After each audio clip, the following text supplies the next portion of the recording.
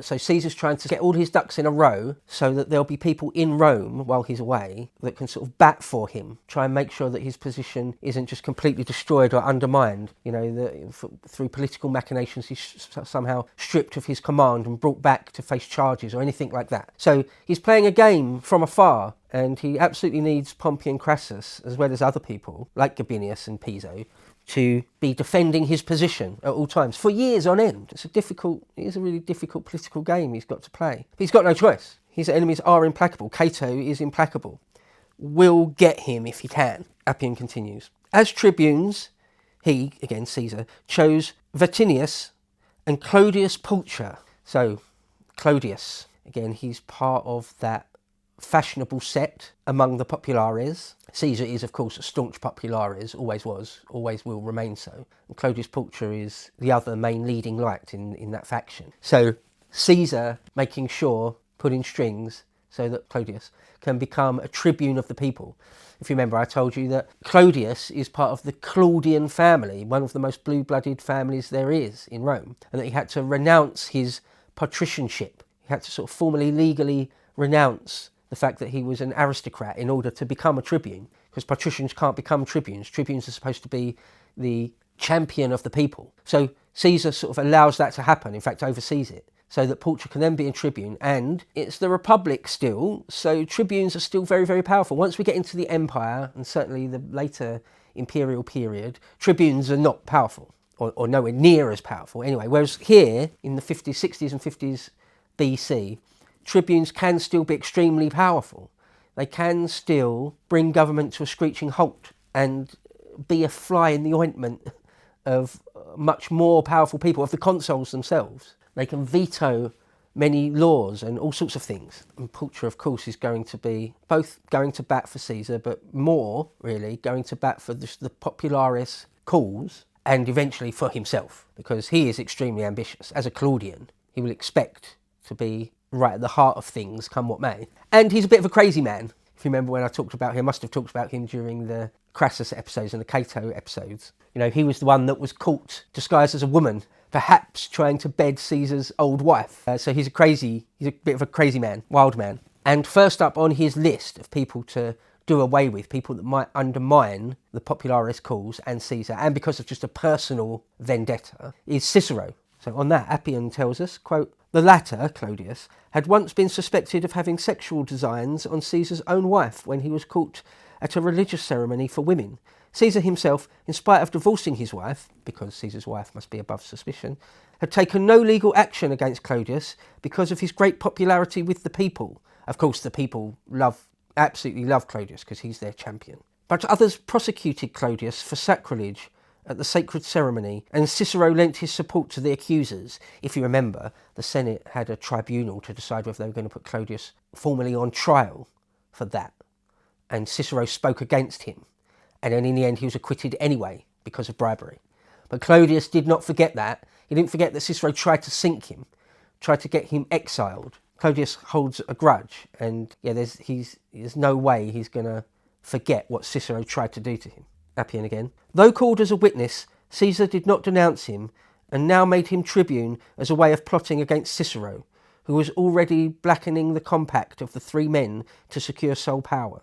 In this way, their needs outweighed their grievances, and they did a favour to one enemy in order to avenge themselves on another.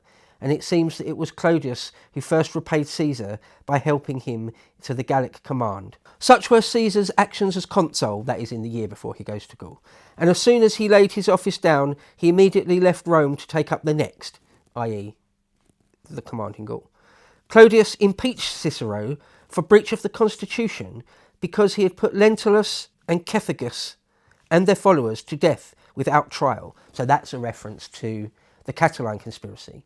I've got a whole episode in conversation all about the Catiline conspiracy, and the way that was dealt with. It seems that there was some sort of true conspiracy by the senator Catiline to sort of maybe do a military coup d'etat, maybe do something along the lines of Sulla, entering Rome with a body of men and just proclaiming yourself just de facto ruler through force. Seems like something like that was afoot, and when it was thwarted, Cicero happened to be consul at the time, this is back in the 60s BC, in order to deal with it, he just arbitrarily had them executed. And that was against the law. You know, there was still due process, certainly for full Roman citizens, certainly for senators and things. And Cicero did ride roughshod over that. Now, at the time, he was hailed a hero, a saviour of Rome for doing that he acted quickly. He needed to act quickly to save Rome from some sort of immediate peril. And the fact that he did, he was lauded for it at the time. But now, in hindsight, now Clodius is a tribune and sort of bring lawsuits against people, he's dragging that up. But it was illegal though, so by letter of the law, Clodius can do this, and so he does. And Appian tells us how Cicero reacted to having a very serious lawsuit brought against him. Appian says, quote, "Although Cicero had displayed a most noble spirit of resolution in the affair itself," the Catiline conspiracy, "when it came to being prosecuted, he collapsed. He put on miserable clothing and threw himself down covered in filth and squalor in front of those he met in the streets, without even being ashamed of bothering people who knew nothing of the matter, so that thanks to his inappropriate behaviour, he became a figure of fun instead of an object of pity." So Cicero reacted poorly to this. He didn't have a stiff upper lip. It seems like he sort of collapsed a bit. And, you know, Appian suggests that he was trying to garner pity, but everyone just thought it was pathetic. See this, the one-time consul of Rome and great man, one of the most famous lawyers, prosecutors of his age, one of the greatest orators that Rome had, reduced himself to filth and squalor in the streets, and that people just laughed at him. So it is a bit funny there. Cicero lost his nerve, it seems. Or perhaps it was just a ploy, as I say, to garner pity, but it backfired. Public opinion didn't have sympathy for him, for whatever reason. Appian continues, "Such was the state of cowardice he fell into under a single case which involved himself, a man who had all his life won a brilliant reputation in the case of others. In like manner, they say Demosthenes the Athenian did not even wait for his case to be decided, but went into exile before his trial. When Clodius even insulted him by interrupting his pleas in the street, Cicero abandoned all hope, and like Demosthenes, embraced exile voluntarily." So, according to other accounts, apparently, in the life of Cicero and things, what happened was Cicero is in the streets, sort of trying to garner pity, but just seeming pathetic. Clodius and his toughs, his thugs, his gang, his mob, come up to Cicero and basically threaten him. It's still not enough that he's been reduced to that for Clodius. Clodius is then like, "You better watch out." It's like basically words to the effect of, "You better watch out, or you know you're going to have an accident if you're not careful." In other words, probably best if you leave town, or we're going to badly assault you or kill you. That is the type of person Clodius is. There's no doubt about that. He's, you know, a killer, a gangster. And anyway, Cicero doesn't have to be told twice, so he just flees. Appian gives us the parallel of Demosthenes, but Cicero, he's no fighter, right?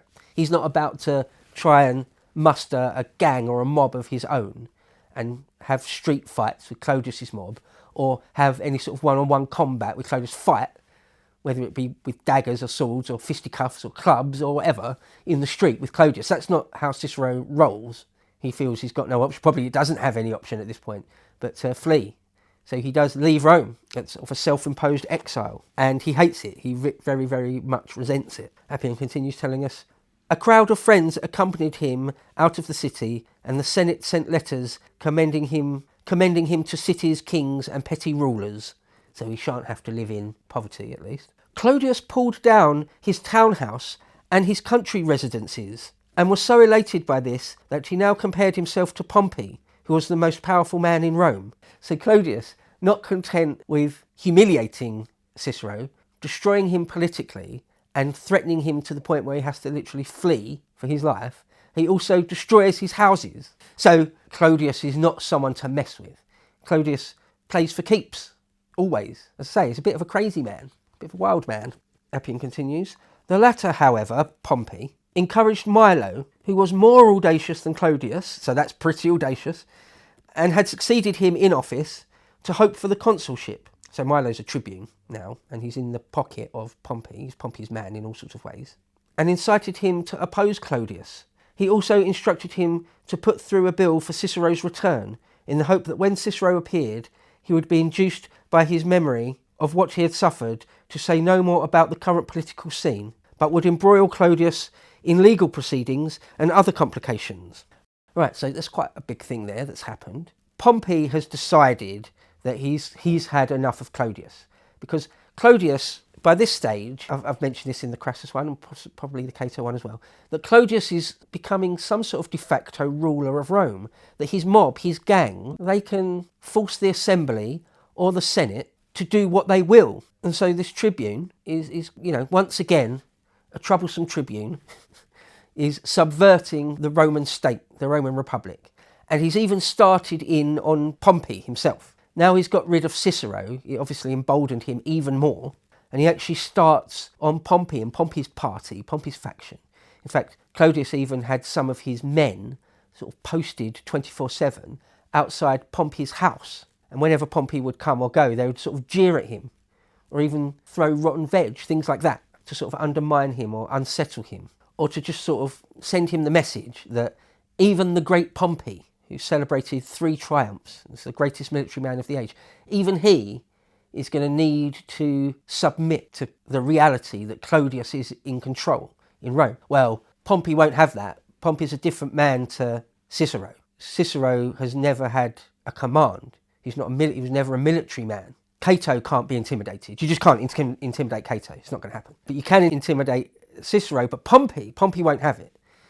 If Pompey wants to, he could just go and get a couple of legions and invest Rome and wipe Claudius and his men out if he really wanted to do that. If he wanted to go full Sulla. Never go full Sulla. But if he wanted to, he could. But he doesn't decide to do that. Instead, he decides to try and fight fire with fire. Okay, we've got a troublesome popular tribune. I'll get my own tribune, this Milo character, and I'll get him to thwart Clodius legally in all sorts of ways. And if and when that doesn't succeed, Pompey, I'll create my own gang, my counter-Clodius gang, and put Milo in charge of them, if needs be. Pompey's just not going to put up with any attempts to intimidate him on the steps of his own home, or anything like that. So, finally, someone's pushing back significantly against Clodius, and it's Pompey. Now, how much Clodius is basically acting entirely on behalf of Caesar, most people think that probably not. At some point he was, at some point their goals and aims completely aligned, but very quickly, once Caesar's gone for a year or two, Clodius is just acting for himself, wants to be a player completely independently of anyone, including Caesar. And Pompey's just not going to have that. If you would like to see the full version of this premium video, please head over to lotuseaters.com and subscribe to gain full access to all of our premium content.